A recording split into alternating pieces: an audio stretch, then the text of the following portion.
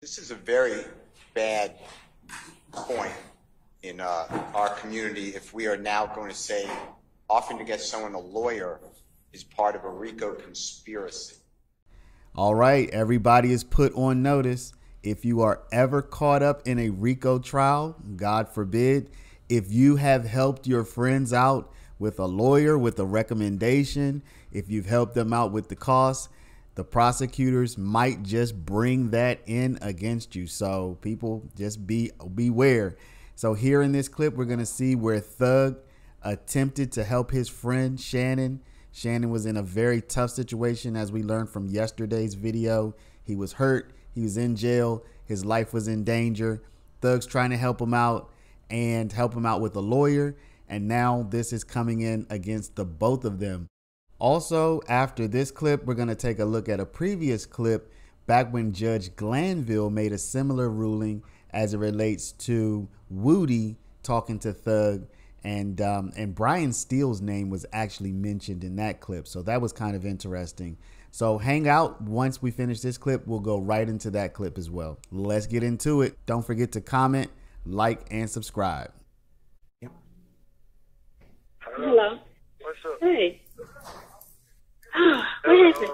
I had to talk to the lawyer. Oh, okay. What is that? And you just let him know he behind me, everything good. He said, Lord sent him down there so I can interview him to see if I wanted him. I'm like, feel like he handled the case, then I want him. If you feel like you can't, then don't waste my time. Oh, okay. You want him? But he talking like he can handle it, like everything. He can handle everything. He say he's been working with all type of stars on all type of murder cases and all type of cases. Mm-hmm. I'm sorry. Okay. Can't hear that at all.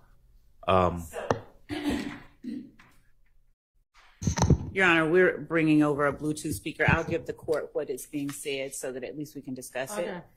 Mr. Stillwell says, when asked how he's doing, that Thug sent the lawyer down for me. I went and talked to him. He let me know he's behind me. Everything's good. Thug sent him down there so I can interview him to see if I want him. I feel like he can handle the case.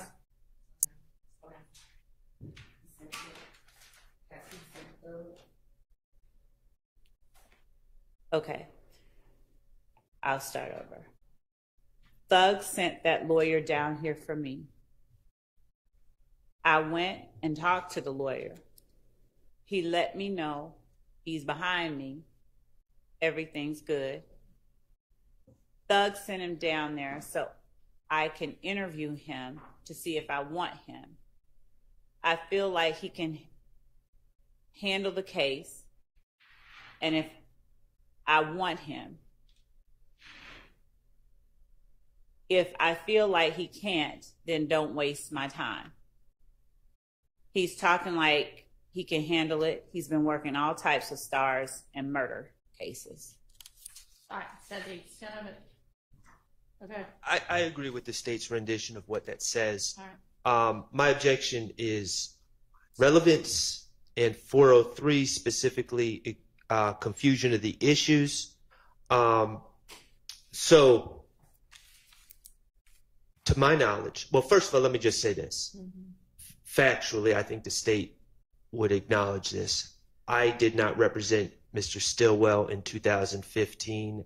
I did not meet Mr. Stillwell in 2015. I am not the lawyer that represented that. I beat murder cases all the time and have represented all sorts of stars. So, factually, this creates an impression to a jury that, and I know I'm not a party to this case, but I am linked inextricably with my client. This creates an impression to the jury. A reasonable deduction of the jury would be that he is talking about me, that Jeffrey Williams sent me, and let me just be clear, I have no information that Jeffrey Williams sent anyone, but Jeffrey Williams sent me to talk to Mr. Stillwell, and that this is just a continuation of Mr. Williams sent a lawyer. I'm here representing Shannon Stillwell in 2024, and all that is completely false. I know who represented Mr. Stillwell in 2015. I don't know if that's the individual that's being discussed, but it wasn't me. Furthermore, I don't know of any information or any evidence that Mr. Williams ever hired a lawyer on behalf of Mr. Stillwell or had any role in that. I don't believe that to be true, but the state has not provided any information. So this is misleading. It's confusing the issue. It creates the impression that Jeffrey Williams sent me, current counsel, and I'm continuing to work on behalf of Mr. Williams representing Mr. Stillwell. All that is false, and the state, I would hope, would agree that that is that any impression that it was me would be misleading to the jury. So I'm not sure what the relevance is, but certainly there's 403 issues that outweigh any probative value in this piece of information. And Your Honor, just to add a bit more context to that, certainly we agree with everything that Mr. Short has said. We're going to have an objection as well, of course. We don't believe that conversation that you're about to hear is, number one, irrelevant, that it advances any issue specific in this case. But more importantly, and the state knows this, I'm sure they do, there is no indication, and there, in fact, was not any attorney hired by Mr. Williams for Mr. Stillwell, Mr. Jackson. And so any discussion that the court would hear, that the state would intend to introduce about Mr. Stillwell talking to someone else about Mr. Williams sending an attorney down, or whether he's going to hire an attorney, or the fact that he did not hire an attorney for him, I don't see the relevance. And so that's just adding a little bit more context for the court. All right, thank you. I'll hear from the state. Yes, Your Honor. As far as the relevance goes, the fact that the alleged leader of the gang that Mr. Stillwell is a member of is securing for him representation for a murder that is alleged on this indictment, that we allege that other members of this gang committed, and the fact that we allege that in part, one of the ways that the gang protects its members is to pay bail for arrested gang members and enterprise members and to obtain and procure representation for them. The fact that Mr. Stillwell is relaying out of his own mouth that the alleged leader of YSL has sent someone down there, and the fact that this person has been, according to Mr. Stillwell, working with all types of stars and murder cases. And he is saying in one of his songs that he's talking about paying a lawyer, having beat a murder rap. I don't think anyone is going to get the impression that Mr. Shart is the person who represented him. And even if they did, it doesn't in any way impact the 403 analysis, which would Mr. Shart bears the burden of showing that this information somehow or another is so substantially more prejudicial than probative as to permit its exclusion on 403 grounds. And he hasn't done that except to say that they might think that I'm the one, but Mr. Shart's not the person or the proper inquiry around which to make that analysis. All right. I mean, it doesn't actually say anything bad about any lawyers. Well, I'm not. Whether they think it's you or not, I don't see what that matters. I mean, if you want me to tell the jury that you want them to know that that wasn't about you because you didn't represent him in 2015, you know, we could think about that. But I mean, it's definitely relevant evidence in that it makes the state's assertions more likely than they would be without that evidence. And would you consider two things? I would like that instruction. Okay. And second, would you consider taking out the lawyer said he represents all stars and is beating all sorts of, I mean, that's just lawyer puffery. And I don't know why that was said, but at the same time, I don't know why that would come in. Your Honor. Go ahead. So as it relates to Mr. Shart asserting or asking the court to assert or put before the jury evidence about him, I don't know that would be appropriate, but we can address it at a different time. And as for whatever the lawyer said about him representing all types of stars in murder cases, the fact that Mr. Stillwell made that assertion is the part that we believe is most relevant, because that means that it was important to him, and that's his belief. He's telling this person that he's saying he can handle it. You know, he's been working all types of stars in murder cases. That repetition of that part of whatever the conversation was is the part that we believe is most pertinent. Okay, and you're saying that then shows up in a music video, or what did you say about that? With respect to the music video, I pointed the court's attention to the music video that we heard earlier. Just that he had beaten a murder rap. Okay. Pay my lawyer $30 for that. To beat a murder, I just beat a murder rap, paid my lawyer $30 for that. Okay. Your Honor, me and my slime's above the law. I'm sorry. The problem is that there's nothing to indicate that there's any connection between that particular lyric that we saw in that video and this conversation that Mr. Stillwell is having with his significant other about an attorney coming to see him. And the important part to, pardon my seat, the important part, I think, to add into the analysis is that, Mr. Williams does not hire an attorney for Mrs. Stillwell. And so there's been an association that's been shown already between Mrs. Stillwell and Mr. Williams. And the fact of Mr. Stillwell having a conversation with his significant other, his girlfriend, about whether or not a friend of his or an associate of his is going to assist him in getting an attorney doesn't prove anything. I know they can argue whatever they want to argue, but there's got to be something to indicate that that's a reasonable argument that they're discussing this, or Mr. Stillwell is having this discussion in the context of the quote-unquote gang leader getting him an attorney as part of this overarching and ongoing conspiracy, and there's no evidence to indicate that.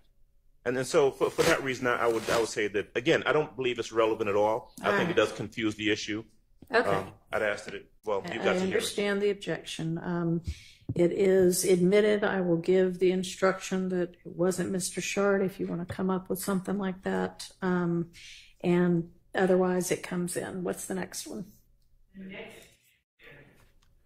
To address my concerns about the idea that the jury would think that the lawyer in question is representing Mr. Stillwell currently, I'm probably going to include Mr. Botts in that too. It was neither Mr. Shard or Mr. Botts. Okay. I would also ask that in that instruction that it be added that it was not Mr. Steele who represented or who came down, quote unquote, to talk to Mr. How Stillwell. about it wasn't any of the, was it? I don't know who it was. Judge, I would. Mr. Steele. No. Or myself. We don't know that. And in fact, Judge, when we have in 2022 with the murder, with respect to Mr. Steele, we don't know. Okay. Who entered an appearance, if anyone, on Mr. Stillwell's behalf in the 2015 case? A gentleman by the name of Michael Bixson. Anybody else? No. At some point there was, and just to give full context, a lawyer was not, the state keeps arguing that Jeffrey Williams hired this lawyer. A lawyer was not hired for a significant amount of time. He was represented by a public defender. Okay. I believe Mr. Bixson was the gentleman who entered an appearance and is being discussed here. Okay. And Your Honor, That's not what we said. We just read what Mr. Stillwell said, and that Thug had sent a lawyer down there. We didn't say someone had entered an appearance. He just said he talked to him. So we don't know who it was, and that was the point that I was making. That doesn't matter, because I'm not going to say it wasn't Mr. Shart that talked to Mr. Stillwell. I'm going to say it was none of these lawyers who represented Mr. Stillwell in 2015. Okay, that's fine. So do you want it to be Shart bot Steele, or nobody here today? Nobody here today. All right. An entry of appearance. All right, y'all need to draft it. What's the time? Can you play maybe play the last 2 minutes? That'd be sufficient for me to listen to it, Mr. Steele? Yes, sir. Okay. Let's play the like 13:30 to the end. Okay. Okay, of 15:30. Okay. Look in your eyes. Yeah, they say. All right, we're gonna start at 13:30 or 13:33 now. The police, let them jump on me. I see Nick crazy, man. Man, whoever has so many problems, and whoever in the jail, all that jumping, that what should I say, man? What should I say, man? This shit here a drag, bro. Man, what the hell you talking about? You already know I know what's happening. Some of y'all know, I was already like, what the hell, what they talking about? Now I'm talking about nobody. This what I'm trying to tell you. Man, I don't stop right in front of these folks and look at these folks call that shit on the phone. Yeah. I made Bentley call her. Like, call her, see what the fuck going on. Because of the probation, that's just a little bullshit. But the probation will try to hold you. Just about their money or whatever, so I already know that. All I just said, I would just gave him a lawyer, look, 3-4 man, $2,500. You know, he'll bring you. You have 1 minute left. He'll get you in the courtroom for $2,500. You know, that ain't shit. They don't even want that much. One lawyer had told me. I know. Yeah. So listen, I'm about to have this son text you my information and stuff. You said you try to have it in the morning. Yeah, I had a lawyer or whatever lawyer you choose. I don't have none. Well, I could just have somebody pull up on their son and bring their son the money. Then you see what I'm saying, or they son, mom or daddy, because you know they probably know something about the shit. So I can just make anybody go get the money. I can make them pull up to the club, get the money from Ken or anything. Right now, you see what I'm saying? So that ain't no pressure. Shit, we don't know no lawyer though. Yeah, that's what I'm saying. You know my lawyer. So I know mine. I ain't got the number. Hit him. I just tell him like. Yeah, he already got my card and everything. He already got my card and his system and shit. So I ain't got no number. Just hit him like, go check on this number right here, and then go check on this name. And thank you for using Securus. Goodbye. I did not hear Brian or Mr. Steele's name at all. Mr. Steele, I can't say I've heard it either. Do you have a time reference you can point me to again? I'll listen to it again.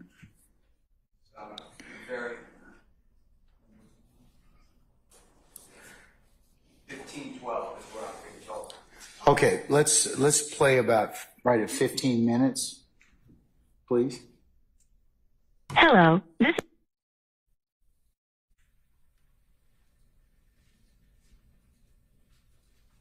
Oh. Chris, can I listen to this through? Yeah. Okay, all right.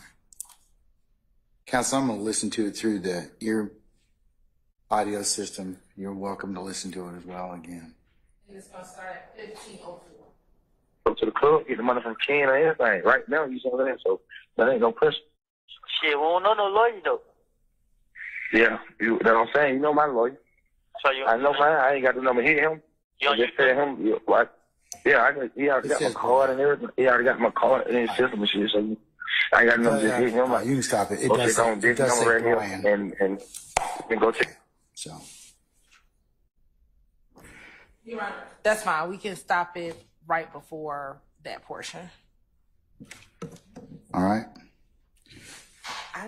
Mr. Steele, any further? They're going to edit. They're going to not play that. I do hear your name. At least what's represented to be Brian. So that will be excluded. Do you have any? Does anybody else have any specific objections as to any other period of that call from 000 to 15, about 15 minutes, 10 seconds, or thereafter. Mr. Weinstein. No, Your Honor. Mr. Matthews. No, Your Honor. Ms. D. Williams. All right. Mr. Botts on behalf of Mr. Nichols. All right. Mr. Short. No, Your Honor. Okay. Anything further, Mr. Steele? In regards to that section. Not the part that you just ordered to be staged or not played. It's not going to be played. I want to be clear that we're not just playing his name, but the fact he says, you know my lawyer, and we'll stop where it says, before it says Brian. And then we'll play after that as well. All right. I don't know the relevance. And then it gets cut off. So I'm objecting to that. To the relevance of, you know, my lawyer. Yeah. Or that part of the tape? What difference does that make? Okay. State? We believe that as a part of the RICO conspiracy, the fact that the leader is offering up his lawyer to pay for another co-conspirator to gang to get out of jail is relevant information. Who it is, that's fine. But the fact that he's offering up his lawyer for another co-conspirator is relevant. Mr. Steele, anything else? Yes, it was a conversation that got cut off. If you look at the records, or if the state bothers to look at the records, I did not have anything to do with Mr. Copeland ever. I don't know who represented Mr. Copeland, so I believe that it is irrelevant. It's just a conversation that was then cut off. So you don't get the entirety of the thought. So I do believe, you know, if they're going to argue, they being the state's going to argue, oh, Mr. Williams is going to use his personal lawyer, that's not a true statement, so it's misleading. It's an incomplete, it's unfortunate, but I don't think anyone did it, but I think the securist cuts off at 15 minutes, yeah. The other thing is, I think that, well, the court heard there's some conversation prior to that, because we played the last 2 minutes, in regards to representation. So I think that's what it's made in reference to, even though they don't complete the conversation. But Ms. Hilton, anything else? That would go to weight, not admissibility. He can surely ask, if he chooses to ask Mr. Copeland any questions, did you ever get a lawyer? So he can ask Mr. Copeland that question. Mr. Steele, anything else before I rule? I just don't think it's needed to say my lawyer. That's what I'm objecting to. I don't mind the conversation about I need a lawyer. I think Mr. Williams says get any lawyer you want, something to that effect. It's not a quote. But I don't see the need to say I have my lawyer, I have his business card, I can call my lawyer. I don't see how that is relevant. And then it gets cut off. So I don't know if that means what the state is saying is, oh, and then he's going to get Mr. Williams' personal lawyer for Mr. Copeland. That's not what it says. And that would be certainly speculation. That would be speculation, but I think they get at least to play it based upon what they proffered so far. I think they get to play it and also it's very limited as to what it can be said about it, because unless Mr. Copeland, you know, has some frame of reference, but. I don't disagree with that, but I would like to leave it after I need money for a lawyer. These are not quotes. But, you know, they're discussing, I need money for a lawyer. I don't know any lawyer. A statement is made, we'll get any lawyer you want, and then just end it there, rather than I have my own lawyer and I have him on Rolodex or whatever I don't think Rolodex would use, but whatever those terms are, at that point I would end it. That's my request to the court.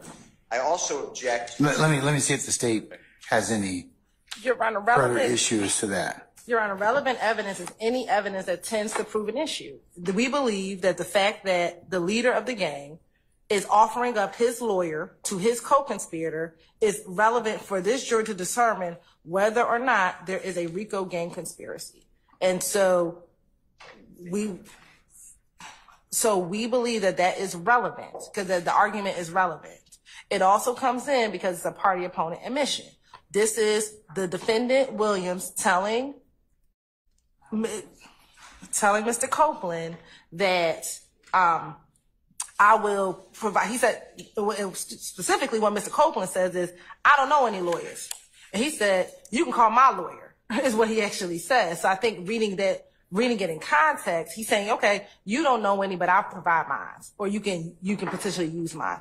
Whether or not he used him or not, that is a question that can be asked of Mr. Copeland. But the fact that he was willing to offer up the lawyer is what is important, not the result of it. All right. Sir. I think this is a very bad point in our community if we are now going to say offering to get someone a lawyer is part of a RICO conspiracy. This is a probation revocation case on supposed non-compliance with community service. I know you haven't heard the whole. I haven't, sir. That's what the recording before we started at 13:30. That's what it's about. Mr. Copeland says, and it basically mirrors what he said on the witness stand. He said, the police had me locked up. These are my words, trumped up charges because my probation officer didn't take out a warrant on me, but the supervisor was asked by the police to take out a warrant on me because of community service hours. I will be getting out on Friday. This is a Wednesday. I'll be getting out on a Friday, and I believe it's a Wednesday. I'll be getting out on Friday when I go to court, but I don't have a lawyer, so it gets continued for me to get a lawyer. So I'm held hostage, basically, by the way the courts are. So Mr. Williams is not part of any of that conversation. He then allegedly gets on the telephone and has a conversation, and that is explained to Mr. Williams as well. I go to court Friday, but I don't have a lawyer. To then say that it's part of a conspiracy to get a lawyer for someone going to court on a probation revocation case, I think is a bridge too far. To say you're going to get a lawyer, I don't have a problem with that.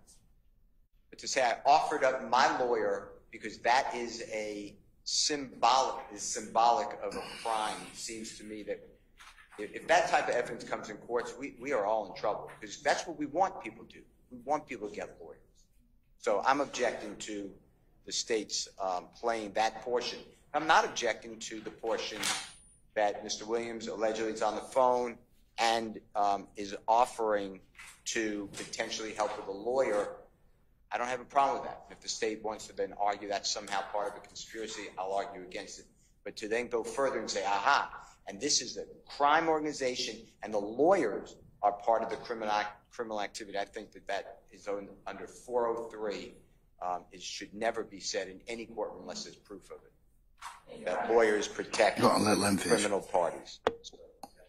Your Honor, the state never said, I don't even know where Mr. Steele got that last assertion from. The state said what is relevant is that he was willing to offer up his attorney to represent him.